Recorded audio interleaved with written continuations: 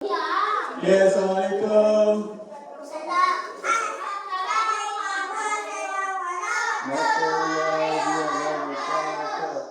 Selamat pagi, cikgu.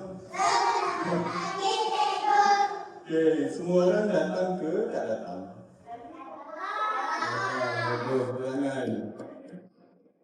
Kerana sebab pada hari ini, cikgu lelaki, hari ini kita akan belajar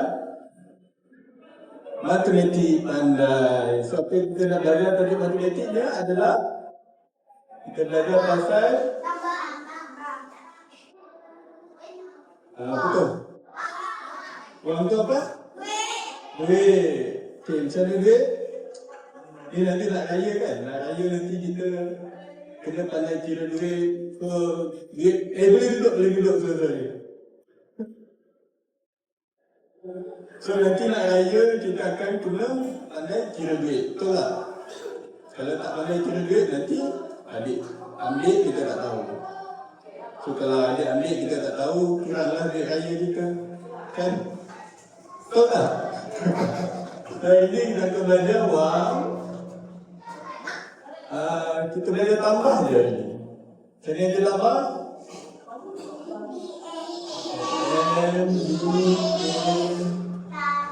Betul?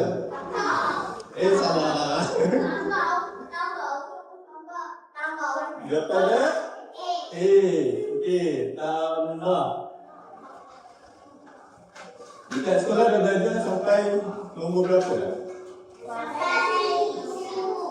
Ya? Sampai 1000 dah? Ada 3 dah sampai 1000, bukan 100 je ke?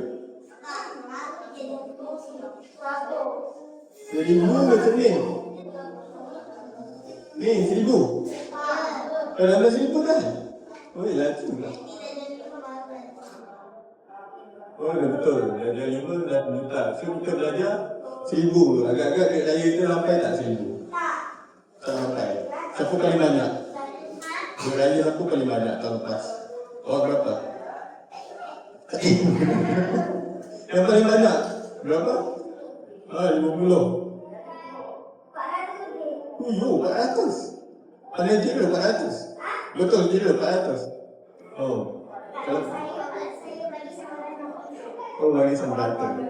Okay, sekarang ni kita nak kira tambah. So, macam hari ni, tadi yang duit raya banyak, yang duit raya sikit tu mungkin salah kira kot kan. Saya rasa, cikgu rasa beratus-ratus juga tu kan. Kalau betul kira tu mungkin dia tak ada hilang-hilang kan. So, kita tambah nilai dia sampai 1000. Banyak ni 1000 ni. Kalau dia raya sampai 1000, kita nak beli apa? Beli tab. Tab cukup ke 1000? Cukup 1000? Oh, betul. TikTok Okey, kalau sampai 1000, tapi hari ni cikgu tak naklah sampai 1000 macam banyak sangat kan. Kita kira sampai 100 setengah je ke?